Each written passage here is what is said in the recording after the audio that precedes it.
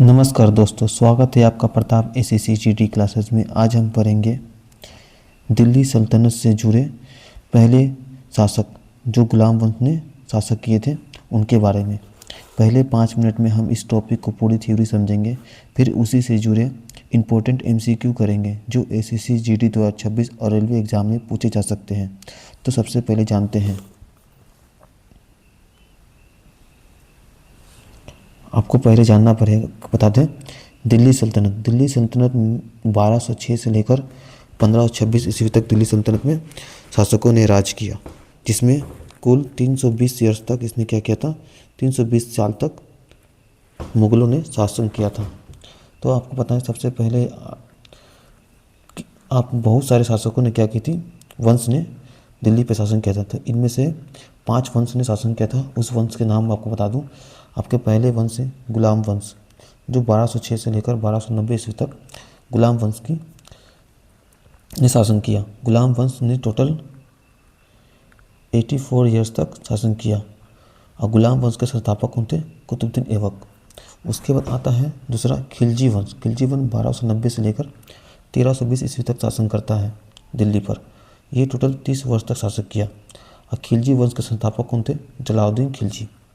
तीसरे नंबर पर आते हैं तुगलक वंश। 1320 से लेकर 1414 तक इसने शासन किया। इसने 94 ईयर्स तक शासन किया था और तुगलक वंश के संस्थापक कौन थे, गयासुद्दीन तुगलक। आपसे एग्जाम में पूछेगा कि कौन से वंश ने दिल्ली पर सबसे ज़्यादा समय तक शासन किया, तो आपका राइट आंसर हो जाएगा तुगलक वंश। ये पूछा गया है। और आपसे भी पूछेगा किस वंश ने सबसे कम समय तक शासन किया दिल्ली पर, तो आपका राइट आंसर हो जाएगा कौन सा, खिलजी वंश। खिलजी वंश ने क्या, खिलजी ने 30 वर्ष तक शासन किया था। उसके बाद आते हैं आपका चौथा सैयद वंश। 1414 से लेकर 1451 तक इन्होंने 37 वर्ष तक शासन किया था और सैयद वंश के संस्थापक कौन थे, खिज खां। उसके बाद आता है लास्ट लोधी वंश। 1451 से लेकर 1526 तक लोधी वंश शासन करता है, जो 75 साल तक शासन करता है और इसके संस्थापक कौन थे, लोधी वंश के बहलोल लोधी। तो ये थे दिल्ली सल्तनत पर शासन करने वाले सभी वंश। तो आपको इसको ट्रिक के माध्यम से याद रख सकते हैं। जैसे आपको यहाँ ट्रिक लिखा है, वंश को किस किस वंश ने दिल्ली सल्तनत पर शासन किया। तो आपका ट्रिक है, गुलाब खिले तो सांस लो, गुलाब खिले तो सांस लो। गुलाब से हो गया क्या, गुलाम वंश। खिले से हो गया क्या, खिलजी वंश। तो से हो गया क्या, तुगलक वंश। सांस से हो गया सैयद वंश और लो से हो गया लोधी वंश। तो आपको मैंने बताया था गुलाम वंश के संस्थापक कौन थे, कुतुबुद्दीन ऐबक। खिलजी वंश के जलालुद्दीन खिलजी। तुगलक वंश के गयासुद्दीन तुगलक। सैयद वंश के खिज खां और लोधी वंश के बहलोल लोधी। आपसे ये क्वेश्चन पूछता है कि गुलाम वंश के संस्थापक कौन थे, तो आपका राइट आंसर हो जाएगा कुतुबुद्दीन ऐबक। तो चलिए, आपको इससे पहले वाले वीडियो में मैंने आपको बताया था कि कुतुबुद्दीन ऐबक जो था मोहम्मद घोरी का क्या था, कुतुबुद्दीन ऐबक मोहम्मद घोरी का गुलाम था। कुतुबुद्दीन ऐबक जो था मोहम्मद घोरी का गुलाम था और इस वंश का दरबारी भाषा क्या थी, फारसी।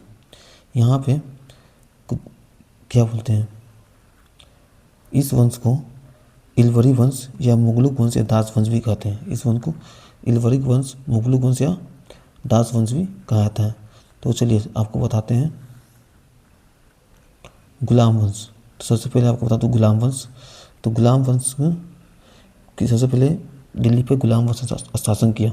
तो गुलाम वंश के संस्थापक कौन थे, कुतुबुद्दीन ऐबक। जो कुतुबुद्दीन ऐबक क्या करते हैं, 1206 से लेकर 1210 तक दिल्ली पर शासन करते हैं। 1206 से लेकर 1210 तक क्या करते हैं, दिल्ली पर शासन करते हैं। इसके बारे में बोला गया है, मोहम्मद घोरी की मृत्यु के बाद क्या होती है, ऐबक जो है स्वयं स्वयं को लाहौर का स्वतंत्र शासक घोषित कर लेते हैं।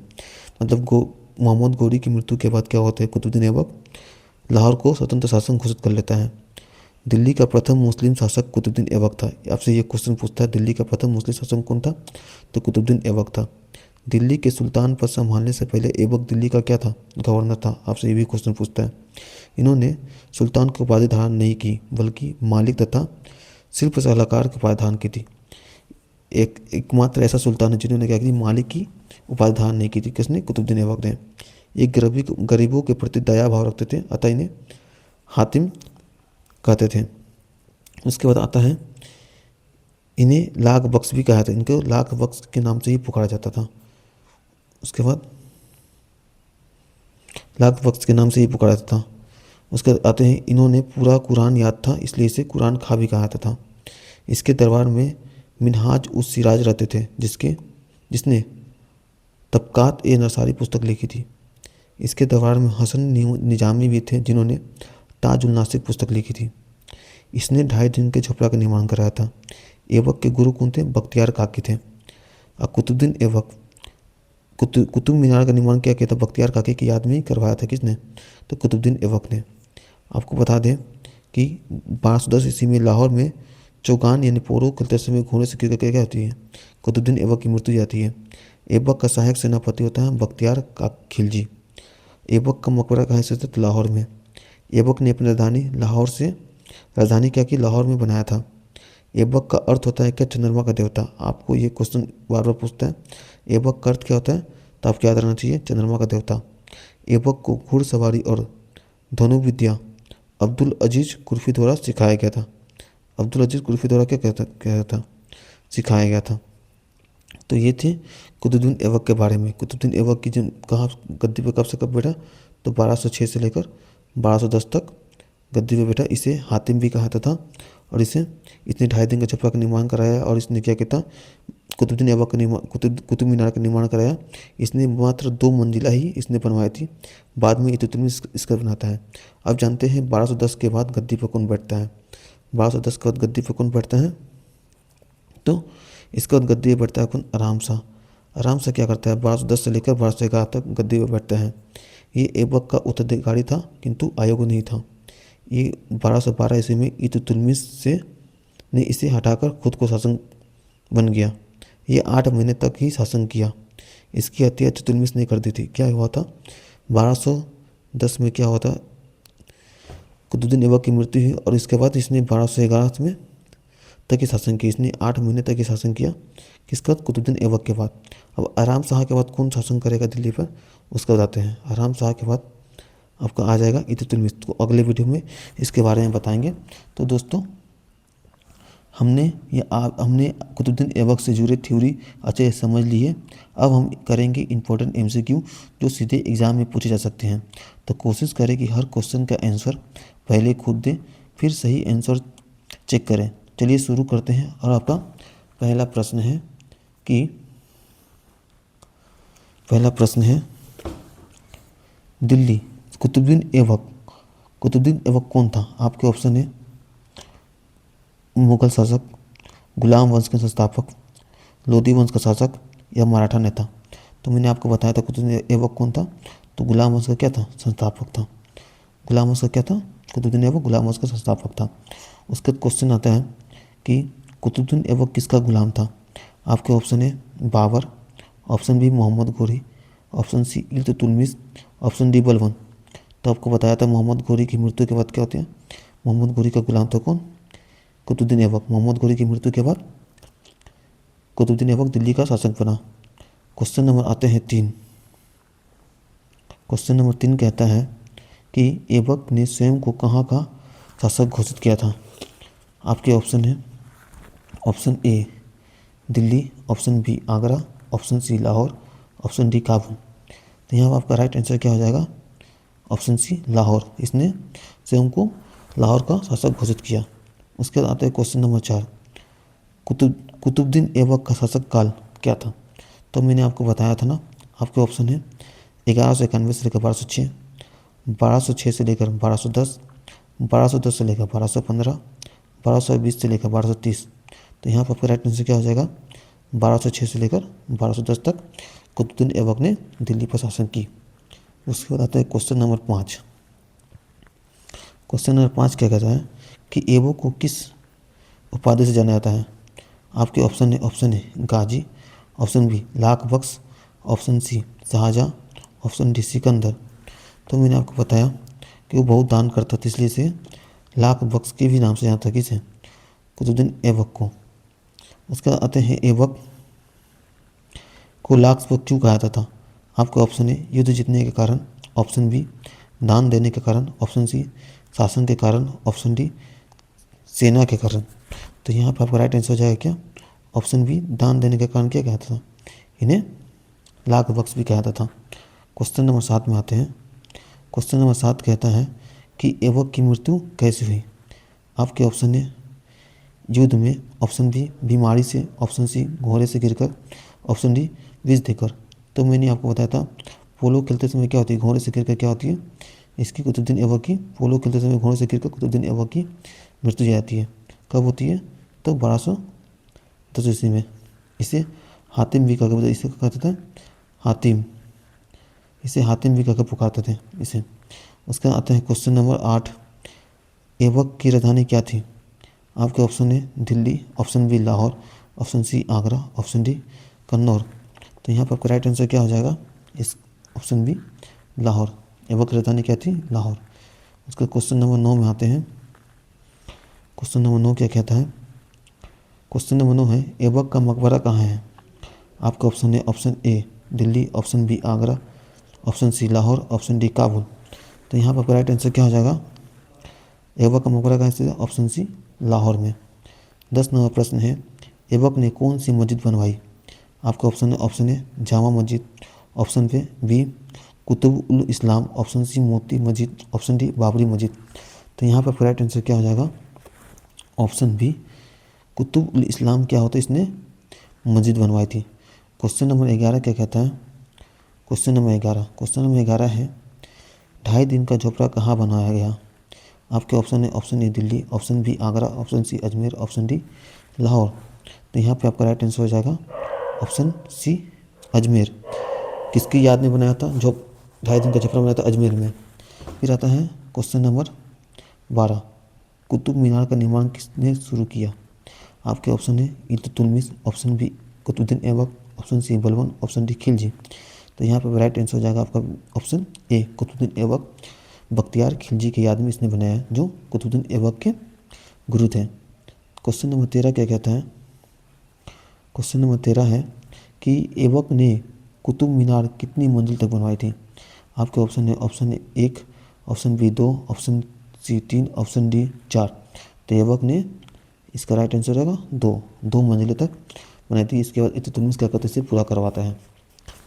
14 नंबर प्रश्न क्या कहता है, ऐबक के दरबार में कौन इतिहासकार था। आपके ऑप्शन है अमीर Khusro, option B Minhaj us Siraj, option C Badayuni, option D Abul Fazal. तो 14 का आपका राइट आंसर हो जाएगा ऑप्शन बी मिनास उल सिराज, जो था इसका राइट आंसर है। क्वेश्चन नंबर आते हैं 15। क्वेश्चन नंबर 15 क्या कहता है, क्वेश्चन नंबर 15 है कि ताज उल नासिर किसने लिखी। आपके ऑप्शन है Minhaj, option B Hasan Nizami, option C Firdausi, option D Abul Fazal. तो यहाँ पे आपका राइट आंसर हो जाएगा हसन निजामी, आपका राइट आंसर है। क्वेश्चन नंबर 16 क्या कहता है, ऐबक किस वंश से संबंधित था। आपके ऑप्शन है खिलजी, ऑप्शन बी गुलाम वंश, option C Lodhi, option D Tughlaq. तो मैंने बताया था गुलाम वंश का ही संस्थापक कौन था, कुतुबुद्दीन ऐबक। उसके बाद आते हैं क्वेश्चन नंबर 17। क्वेश्चन नंबर 17 क्या कहता है, क्वेश्चन नंबर 17 है ऐबक को कुरान खान क्यों कहा था। ऐबक को कुरान खान क्यों कहा था। आपके ऑप्शन है ऑप्शन ए युद्ध कौशल्य, ऑप्शन बी कुरान याद था, ऑप्शन सी शासन, ऑप्शन डी सेना। तो ऐबक को पूरा कुरान याद था, इसलिए क्या कहते हैं, इसे कुरान खान भी कहते थे। क्वेश्चन नंबर 18 क्या कहता है, ऐबक का अर्थ क्या होता है। आपके ऑप्शन है ए राजा, ऑप्शन बी चंद्रमा का देवता, ऑप्शन सी योद्धा, ऑप्शन डी संत। तो मैंने आपको बताया था ऐबक का अर्थ होता है क्या, चंद्रमा का देवता। ये क्वेश्चन में बार बार पूछा जाता है। क्वेश्चन नंबर 19 क्या कहता है, क्वेश्चन नंबर 19 है ऐबक ने कौन सी उपाधि धारण नहीं की। ऐबक ने कौन सी उपाधि धारण नहीं की। आपके ऑप्शन ए मालिक, ऑप्शन बी शिल्प सलाहकार, ऑप्शन सी सुल्तान, ऑप्शन डी गवर्नर। तो यहाँ पे आपका राइट आंसर हो जाएगा क्या, सुल्तान की उपाधि क्या की थी, अकबर ने सुल्तान की उपाधि धारण नहीं की थी।